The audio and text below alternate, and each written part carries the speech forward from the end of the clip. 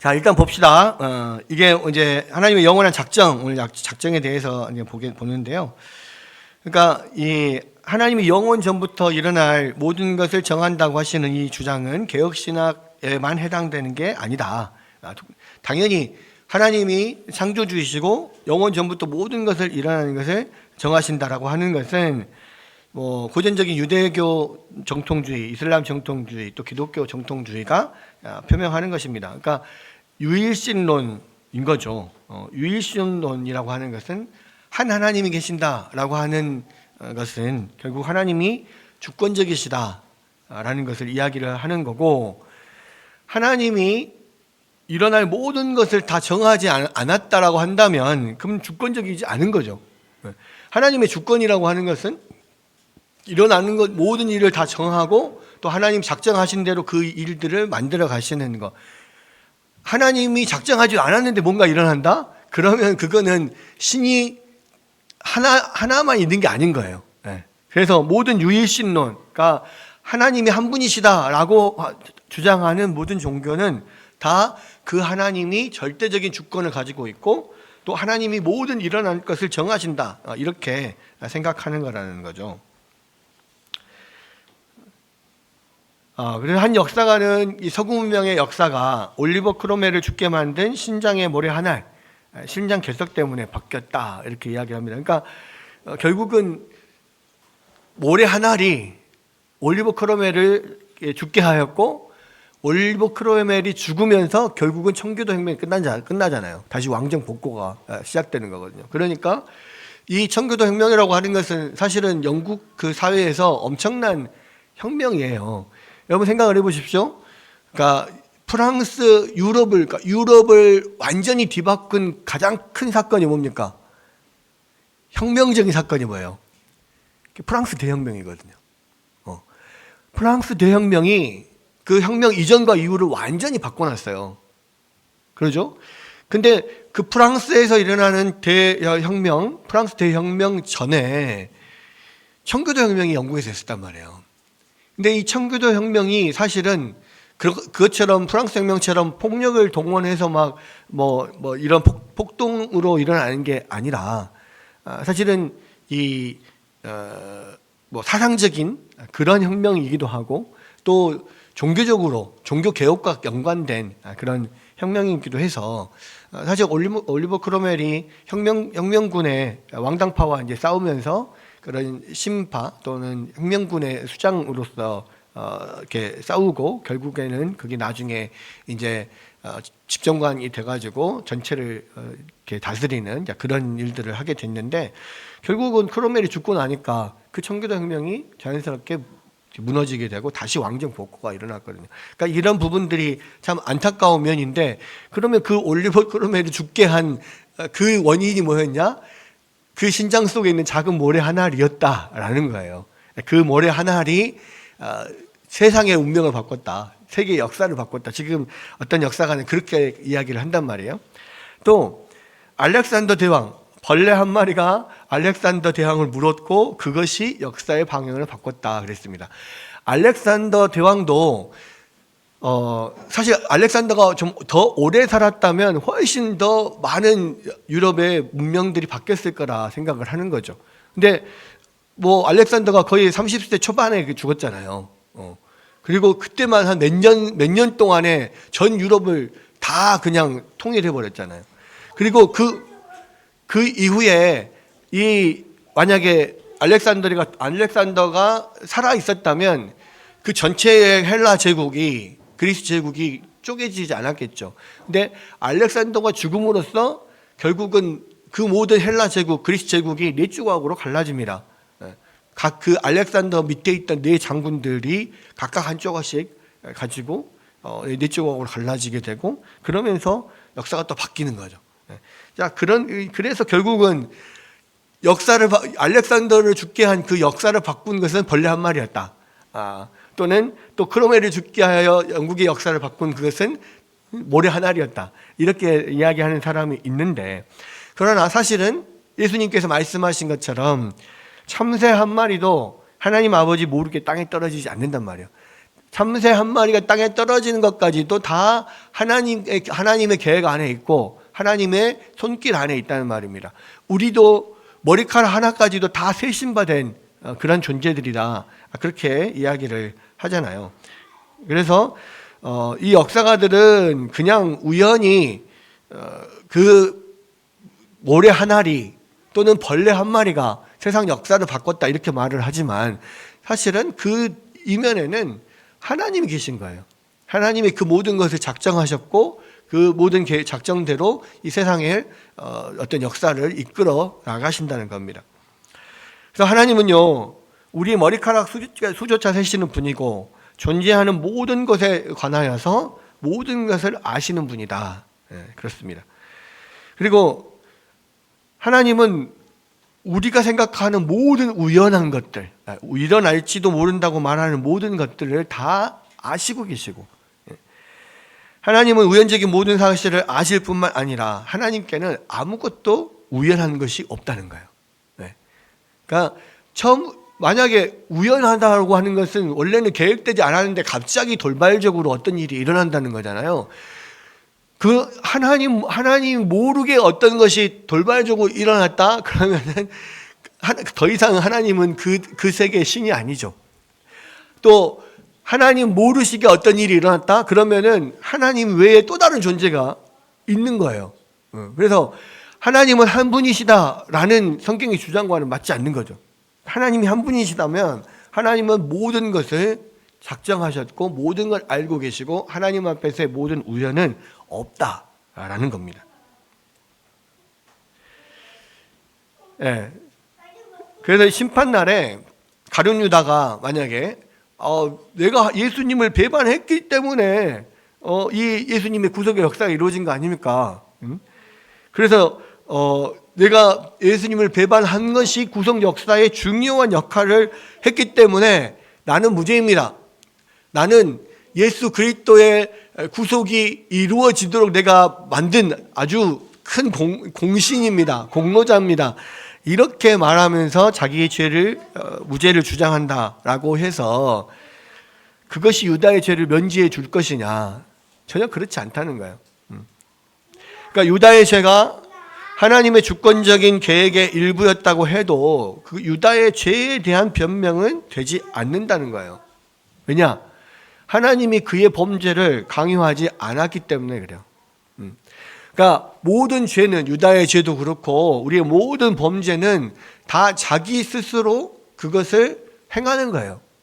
하나님이 결코 죄를 조성하지 않는단 말이에요. 그러니까 죄의 조성자가 아니란 말이 그 말입니다.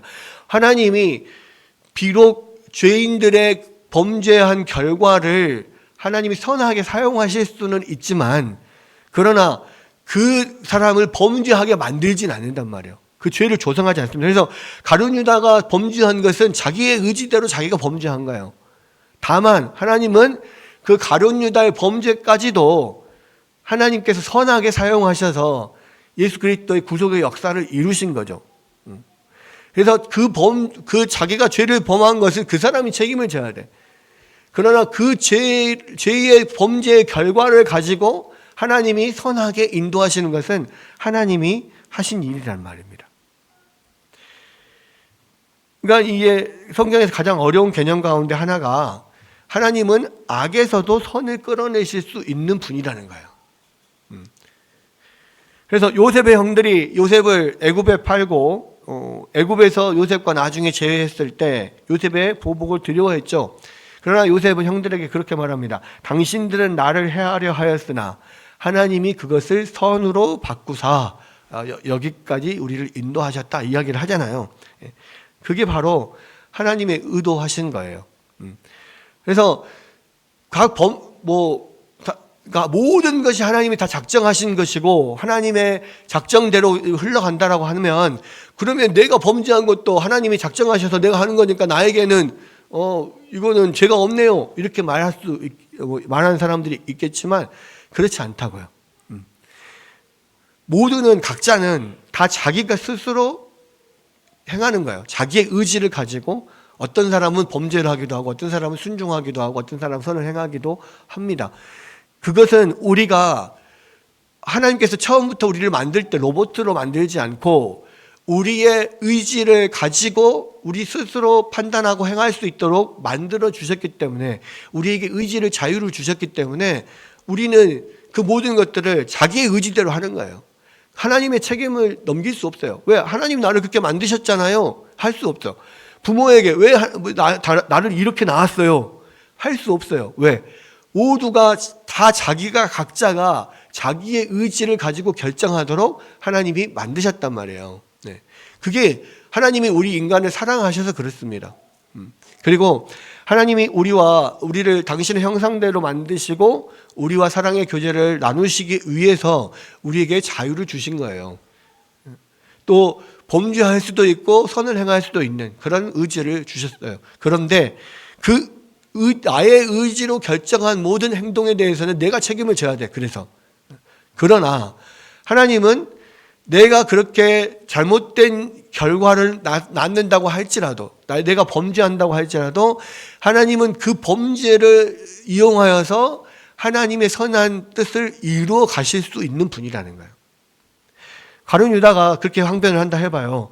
그럼 내가 없었으면 하나님의 구속의 역사가 이루어질 수 있었겠습니까? 그렇게 물어봐요. 내가 예수님을 팔았기 때문에 예수님이 십자가에 못 박혀 돌아가실 수 있지 않았습니까?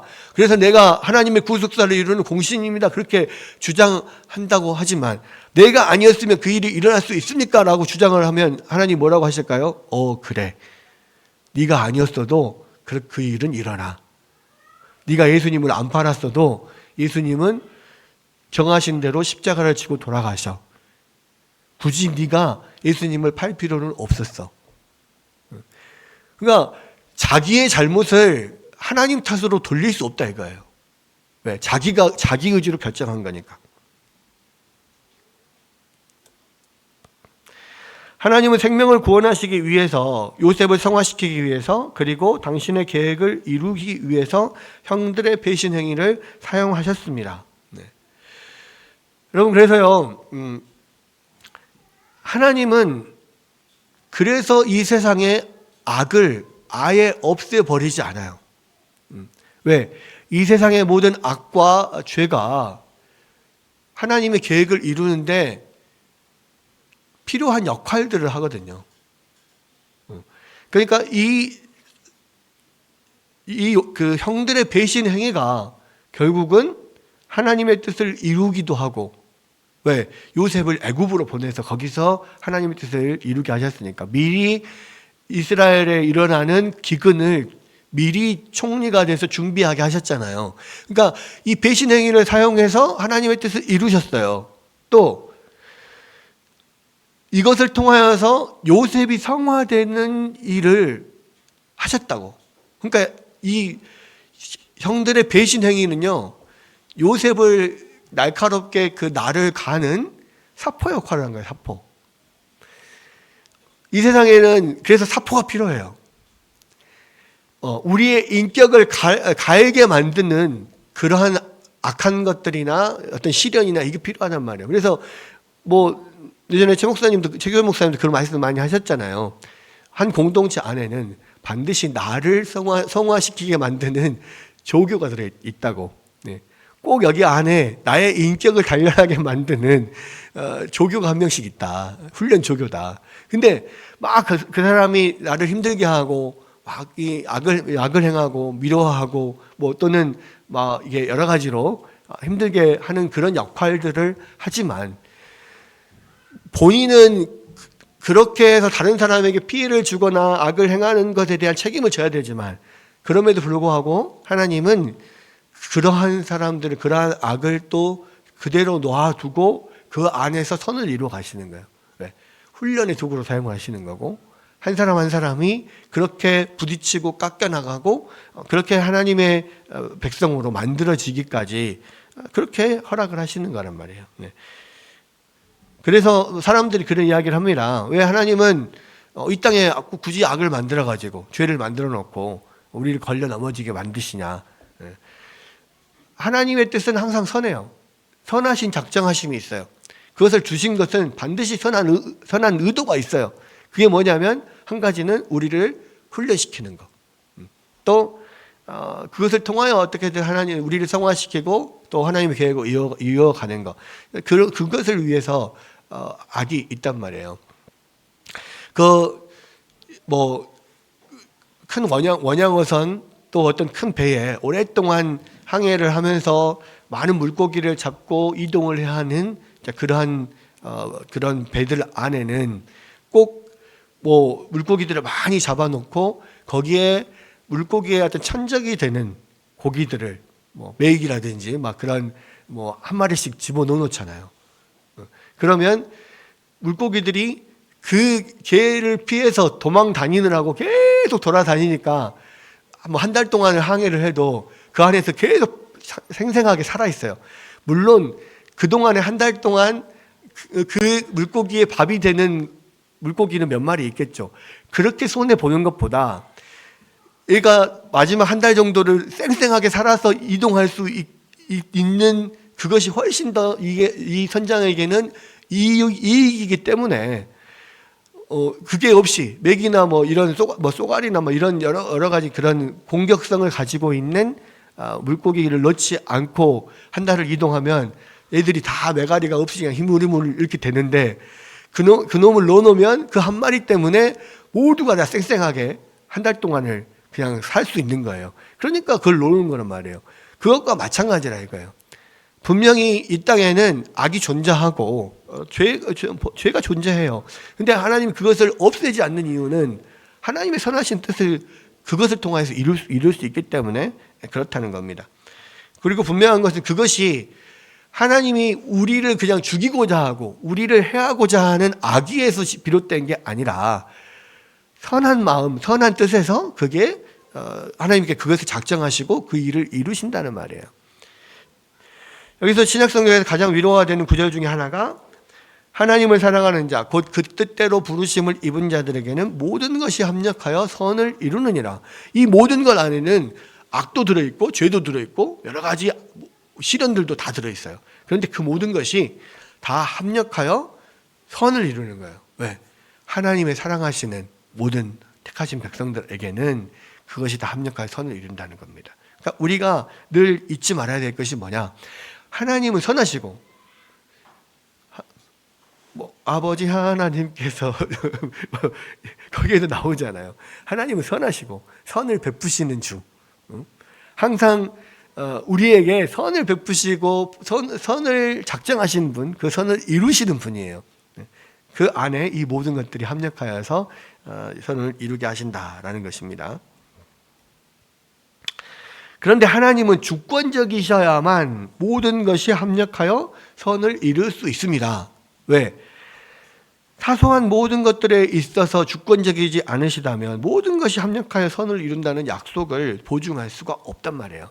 그러니까 모든 것이 합력하여 선을 이루려면 그 모든 것 하나하나를 다 하나님께서 그 사소한 것까지도 주권을 가지고 움직이셔야만 모든 것이 합력하여 하나님의 선을 이룰 수가 있는 거예요. 만약에 거기에서 하나라도 하나님의 통제에서 하나님의 계획과 작정에서 벗어난 것들이 있다면 그것은 합력하여 선을 이룰 수가 없는 거예요. 하나님 뜻에서 하나 벗어나는 게 있어버려. 그러면은 그 일이 안 되는 거죠. 통제받지 않는 사소한 것이 다른 것과 충돌을 일으킬지도 모르고 결국은 하나님의 계획을 붕괴시키는 결과를 초래할 수 있기 때문이다. 그래서 일반 역사가들은 아까 말했던 이 올리버 크로멜의 신장 안에 있는 작은 모래알 하나가 역사를 바꿨다라고 이야기를 하지만 그것이 마치 그 작은 모래알 하나가 하나님의 작정하신 가운데 벗어난 우연히 들어간 것으로 생각을 하지만 그게 아니라 그것조차 그 사소한 것 하나, 작은 모래알 하나도 하나님의 작정하심 안에 들어있다는 말이에요. 하나님의 계획 안에 들어있단 말이에요. 그래서 그 모든 것들을 합력하여 선을 이루시는 분, 그 말은 곧 모든 사소한 것들 하나하나까지 다 계획하시고 작정하시고 인도하시는 분이라는 겁니다. 자, 그렇기 때문에 그렇지만 그 때문에 하나님께서 죄의 조성자가 아니시며 그러니까 죄를 조장하시는 분이 아니란 말이에요. 죄를 일부러 짓게 하는 분이 아니에요. 피조물의 의지가 침해당하는 것도 아니며 그러니까 자기 스스로 죄를 범했어요. 나의 그 의지에 작용을 해서 범죄하도록 만든 게 아니란 말이에요. 자기 스스로 범죄했어, 가룟 유다가. 또 제2 원인들의 자유나 우연성이 제거되는 것도 아니고 오히려 확립된다. 제2 원인들이 이제 그거예요. 설명이 일단 나오는데, 이 신앙 고백서는 어떤 의미로 일어나는 모든 것이 하나님이 다 작정하신 것이라고 말합니다. 그러니까 그리스도가 십자가에 죽으신 것뿐 아니라 가야바는 누구예요? 그때 당시에 대제사장, 그때 당시에 대제사장의 집에서 예수님 판결을 받았잖아요. 저 사람이 사형받아 마땅하다, 뭐 이렇게 십자가형을 쳐라. 그리고 유다, 예수님을 판 가룟 유다, 또 빌라도. 이 유대인들은 자기들 사내들인 공회에서 자치적으로 사형을 구형할 수가 없었어요. 사형을 집행할 수가 없었습니다. 왜? 사형이나 이런 큰 어떤 형은 반드시 로마 총독의 허가를 받아야 됐기 때문에 자기들은 사형을 내려놓고 이 사람이 십자가형이 합당합니다라고 빌라도에게 데리고 가서 최종 판결을 받잖아요. 그게 이제 그 모든 것들이 다 그런 모든 인간 도구들을 사용해서 십자가의 처형이 발생할 것도 하나님께서 작정하셨다는 말이에요. 요셉이 팔리도록 작정하셨을 때 하나님이 염두에 둔 목적은 이스라엘의 구원이었지, 요셉을 뭐 힘들게 하려고, 요셉의 해를 가하려고 그런 것이 아니었다. 하나님의 선하신 뜻 안에서 이것이 이루어진 거다. 그 이야기입니다. 그러나 하나님의 거룩하고 의로운 목적을 위해서 사용하신 수단들인 요셉의 형들은 악한 행동을 자기들이 한 거죠. 그게 자기 의지로 한 거예요. 이게 이제 1차 원인, 2차 원인 이렇게 이야기를 하는데, 1차 원인과 2차 원인이 뭐냐? 모든 이 세계에 일어나는 모든 일의 제1원인은 하나님이에요. 왜? 하나님의 작정 안에서 일어났으니까. 그렇죠? 그런데 요셉의 형들이 요셉을 배신한 거, 그것은 그 배후에는 하나님이 작정하시고 그 일이 일어났지만, 그러나 그것을 결정하고 요셉을 판 것은 형들이 한 거예요. 그 형들이 그 자기의 의지로 한 거란 말이에요. 그래서 그들 2차 원인, 그걸 이제 2차 원인이라고 해요. 그 의지를 침해하지도 않고 그 자유를 침해하지도 않아요. 자기의 자유대로, 자기의 의지대로 범죄하였음에도 불구하고 그 모든 것들은 배후에는 하나님이 그러한 것들도 사용하셔서 선한 목적을 이루시는 이런 일들이 이루어진다라고 하는 겁니다. 그래서 하나님은 우주 안에 있는 모든 힘들의 궁극적인 원천이며, 피조물은 그 존재와 존속에 관해서 창조자에게 모든 것을 의존합니다. 그래서 하나님이 1차 원인이고 피조물이 2차 원인인 거예요. 자, 여기서 이거를 철학자들은 이거 1차 원인, 2차 원인 자꾸 나누는데, 사람이 분필을 던졌을 때 분필이 날아가는 데 있어서 사람이 2차 원인이고 하나님은 1차 원인이라는 거예요. 그러니까 사람이 분필 조각을 던졌을 때는 실제로 사람이 그 능력을 발휘해서 던진 거예요. 근데 하나님이 그것을 대신해서 던진 게 아니야. 내 팔이 가만히 있고 갑자기 내 팔이 움직여가지고 갑자기 그 분필을 던진 게 아니야. 누군가를 옆 사람을 내가 팍 때렸는데, 나의 의지가 아니었는데 팔이 지가 알아서 움직여서 때린 거예요. 나는 의지가 없었는데 하나님이 내 손을 움직여서 때린 거예요. 그렇게 하는 애들이 꼭 있단 말이에요. 근데 그게 아니야. 내 팔이 움직여서 남을 때린 것은 내 의지로 때린 거야. 근데 이제 그 모든 피조물 행동의 그 배후에는 하나님이 계시고 하나님이 그런 일이 일어나도록 작정하셨기 때문에 그런 일이 일어난다는 거예요. 그래서 그게 하나님이 1차 원인이, 모든 일의 1차 원인이고 직접적으로 그 일이 일어나도록 한 것은 2차 원인이다. 그 이야기입니다. 그래서 하나님의 존재와 능력에 순간순간 의지하지 않고서는 사람이 분필을 던질 수 없다. 그러니까 지금 우리가 살아있는 것도 하나님이 우리 코에 생명을 계속 불어넣어주고 있기 때문에 우리가 살아있는 거예요. 그 순간 하나님이 손을 멈추면 우리는 그 자리에서 죽는 거예요. 그래서 우리가 2차 원인이라고 하는 거야. 모든 생명과 우리 움직이는 모든 것이 하나님을 위해서 움직이니까. 그러나 그것을 결정하고 뭔가를 일을 하고 하는 것은 우리가 하는 거기 때문에 그걸 2차 원인이다 이렇게 이야기를 합니다. 그래서 이제 이 자연 법칙은 하나님이 당신의 우주를 경영하고 통치하는 정규적이고 통상적인 방법을 단지 묘사한 것이다. 그래서 많은 자연 법칙들이 있는데 그것은 하나님의 어떤 그 통상적인 방법들을 이런 규칙들이 있다는 것을 알아낸 것뿐이지 사람이 만들어낸 건 아니죠, 분명히. 그래서 하나님이 일어나는 모든 것의 1차 원인이시고 2차 원인들은 1차적인 힘의 원천에 그것들의 힘을 항상 의존하고 있다는 거예요. 내가 팔을 뻗어서 사람을 때리는 것도, 내가 팔을 뻗어서 분필을 던지는 것도 다 하나님이 우리에게 힘주지 않으시면 우리가 할 수 없는 일이에요. 그래서 1차 원인, 2차 원인 이야기를 하는 겁니다. 그러나 어쨌든 2차 원인이라고 말은 하지만 그러나 자기 의지로 결정하고 행한 일들에 대해서 자기가 책임을 지는 것은 맞는 거예요. 맞는 말이죠. 그다음에 이제 두 번째, 하나님의 영원한 작정에 대해서 두 번째 2항을 한번 보겠습니다. 자, 한번 읽어볼게요. 자, 시작.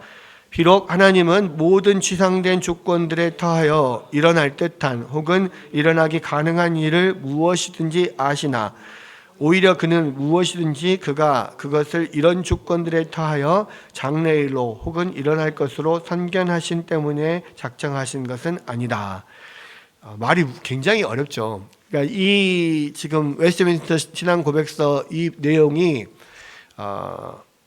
우리 교단 예장 합동 교단의 홈페이지에 들어가면 우리 헌법에 올라와 있는 번역이에요. 그러니까 조금 오래된 번역이기 때문에 어려워. 말이 좀 어렵게 돼 있어. 약간 성경 비스무리하게 어렵게 돼 있는데 치상된 조건이란 말이 뭔 말인가 뒤져봤더니 예상되는 조건들 이런 이야기입니다.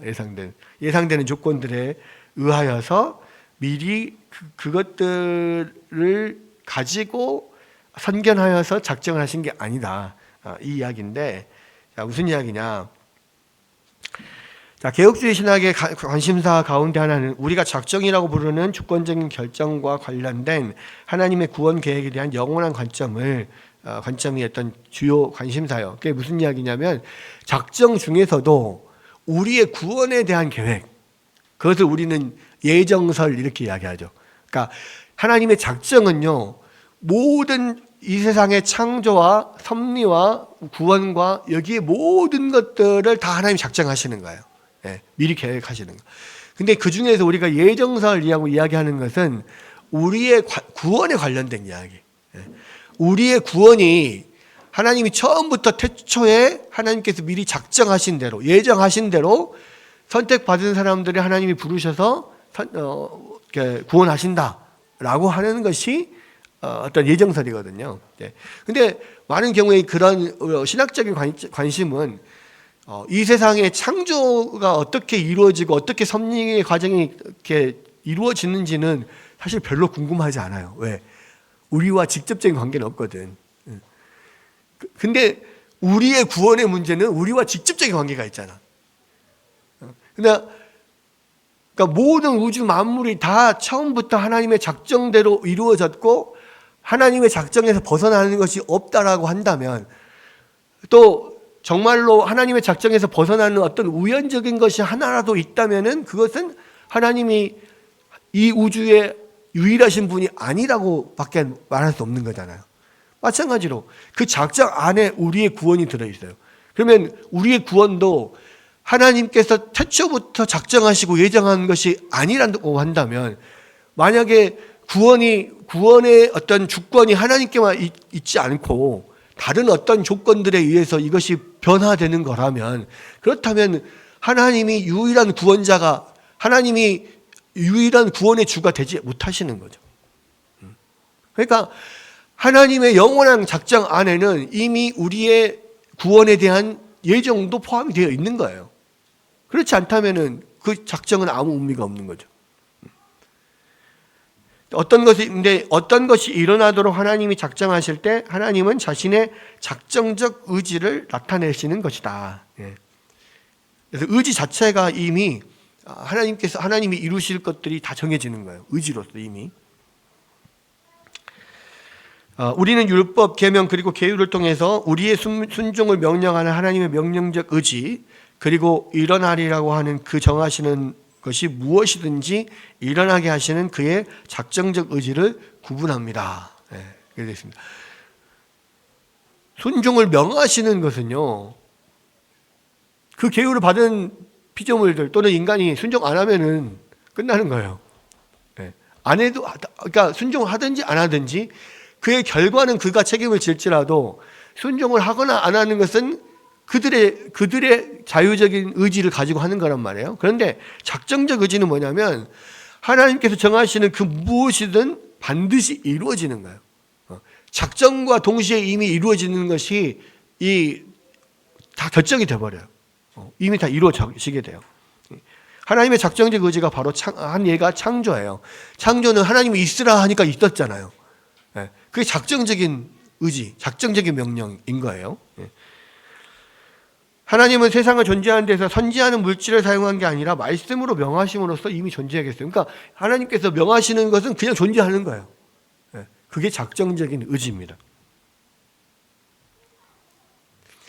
하나님은 그 주권적인 작정에 의해서 우주를 존재케 하셨는데, 이 웨스트민스터 신학자들에 따르면 하나님의 주권적인 작정은 단지 창조뿐만 아니라 구속 사역에도 적용된단 말이에요.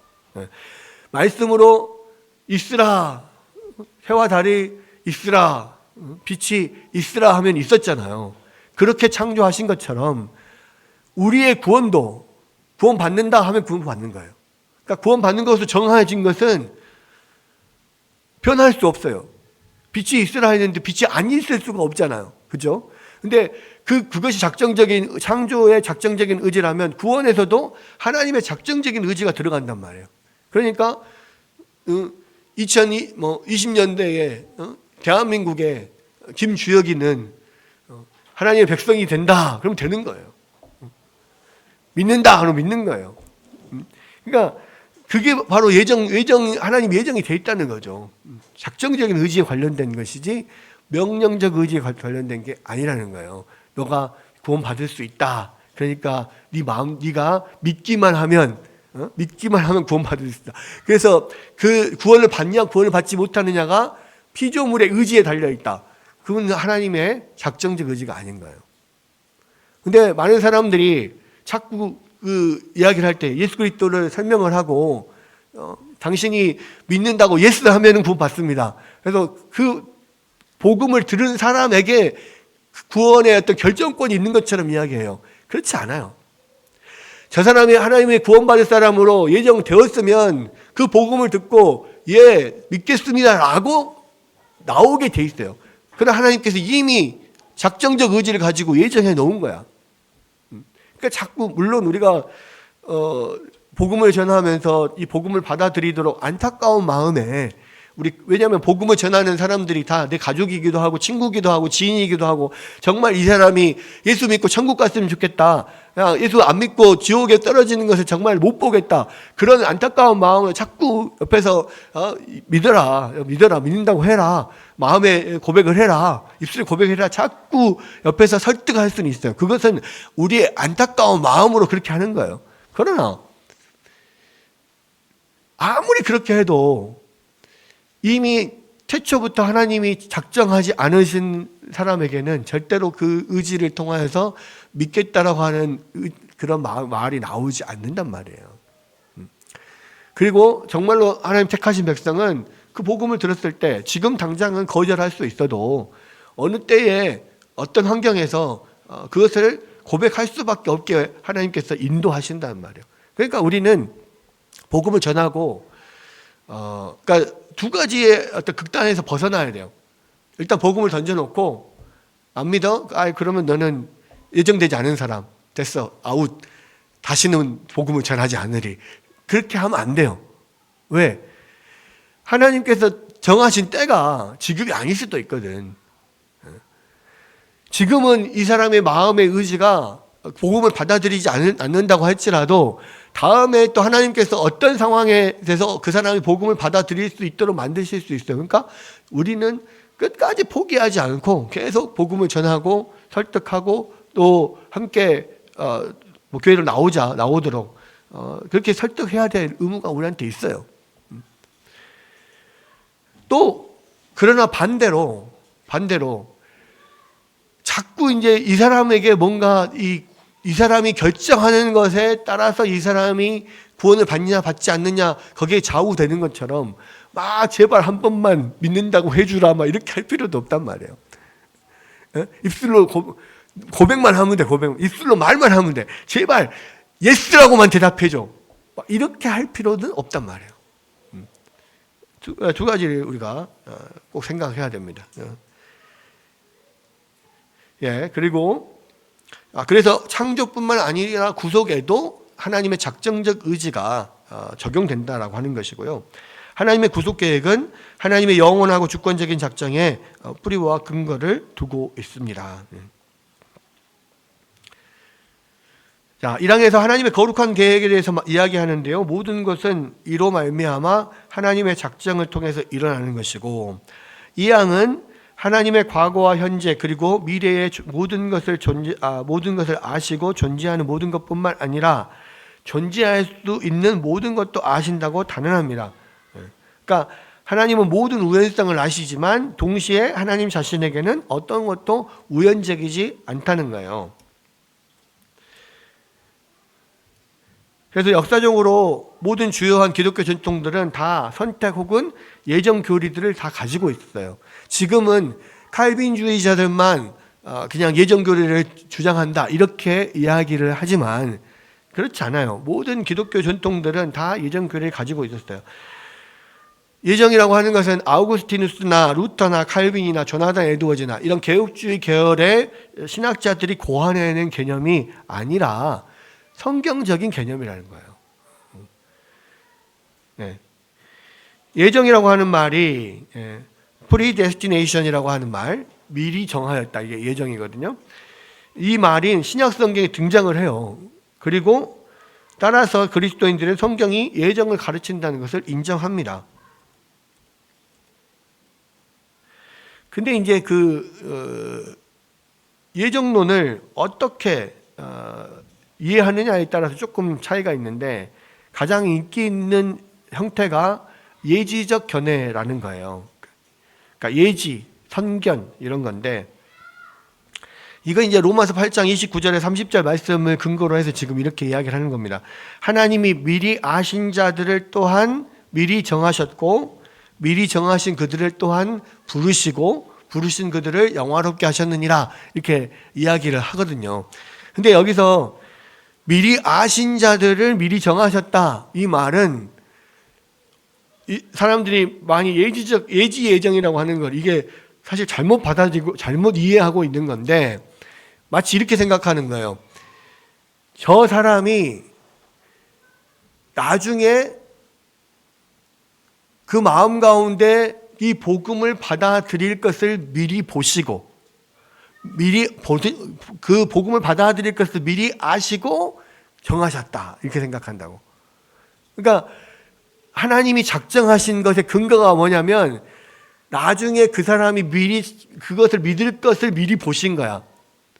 그러면 하나님이 작정하신 것이 1순위가 아니라 하나님이 작정하셨기 때문에 그 사람이 믿는 게 아니라 그 사람이 나중에 자기의 의지로 믿겠다고 결정할 것을 미리 이렇게 내다보니까 결정을 한 거야. 오케이, 너 정해. 이렇게 한 거예요. 그러면 그 주권이 어디에 있습니까? 사람에게 있는 거예요. 근데 성경은 절대 하나님의 작정이 주권이 하나님께 있지 사람에게 있다고 하지 않아요. 피조물에게 작정의 주권이 있는 게 아니잖아요. 창조를 작정하셨을 때 하나님이 작정을 하셔서 피조물이 생긴 거지 피조물이 생길 것을 미리 알고 하나님이 작정하신 게 아니란 말이에요. 그게 구원과 똑같은 거예요. 누구에게 주도권이 있냐? 근데 이제 예지 예정을 말하는 사람들은 네가 결정할 것을 하나님이 미리 아시고 정하셨다 이렇게 생각을 한단 말이에요. 근데 그게 아니에요.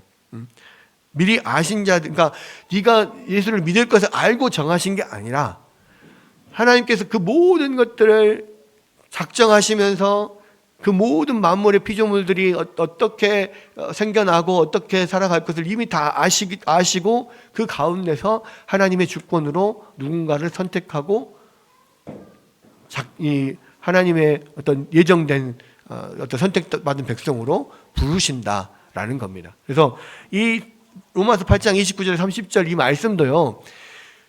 작정의 주권, 예정의 주권이 하나님께 달려있다. 하나님께 있다는 것을 지금 이야기를 하는 거예요. 하나님이 미리 아시고 정하시고 부르시고 영화롭게 하시고 이게 다 하나님이 하신다.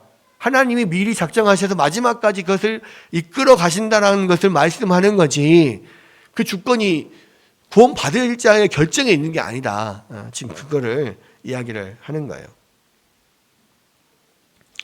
그래서 예지적 견해에 따르면 하나님은 인간의 결정에 대한 자신의 이전 지식의 예정의 근거를 둔다. 즉 하나님은 전체 시간을 내려다보며 어떤 사람이 복음에 긍정적으로 응답할지 어떤 사람이 거절할지를 관찰하고 긍정적으로 응답할 사람만 내가 정한다 이렇게 생각을 한다는 거죠.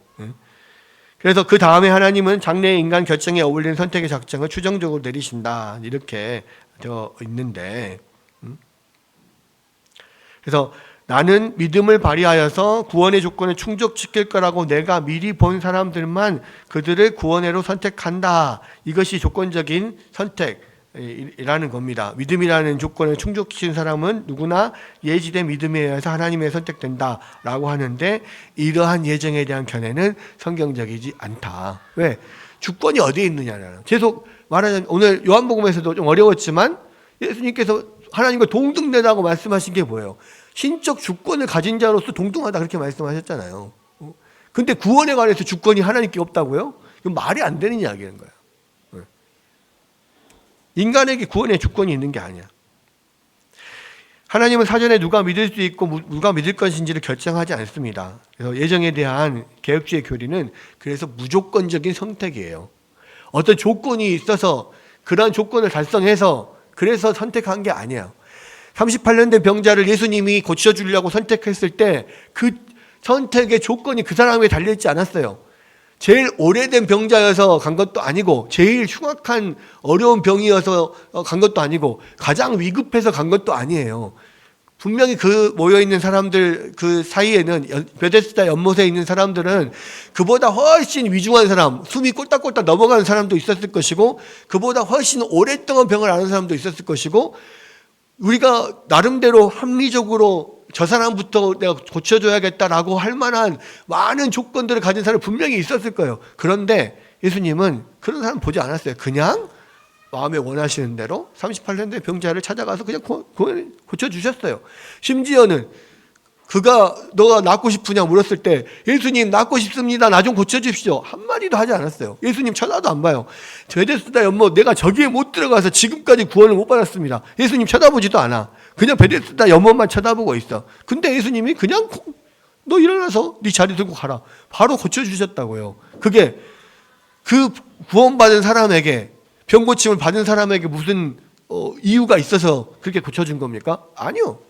그냥 예수님이 자유로운 의지대로 그 사람 불쌍히 여기셔서 그냥 고쳐주신 거야.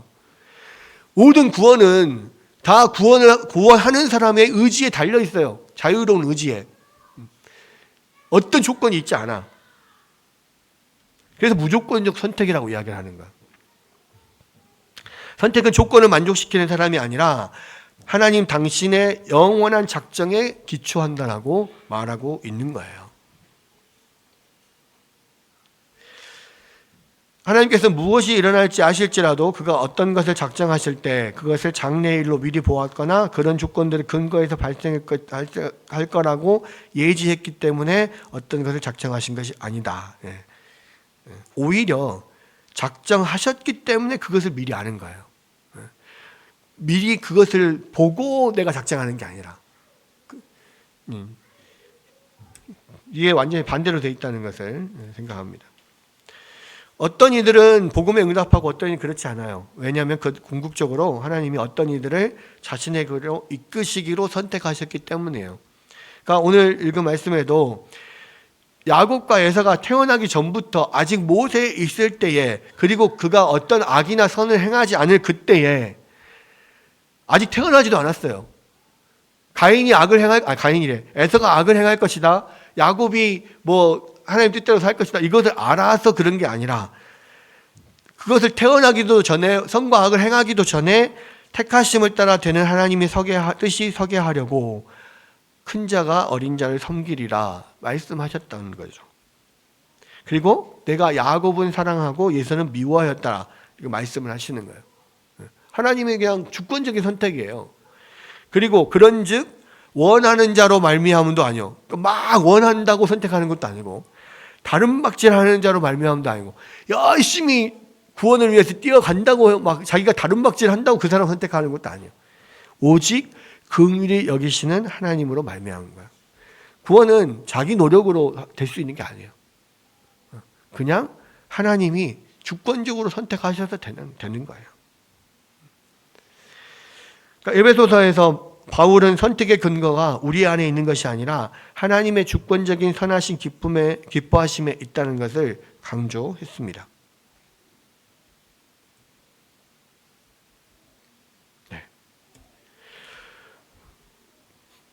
PPT가 여기까지 되어 있습니다.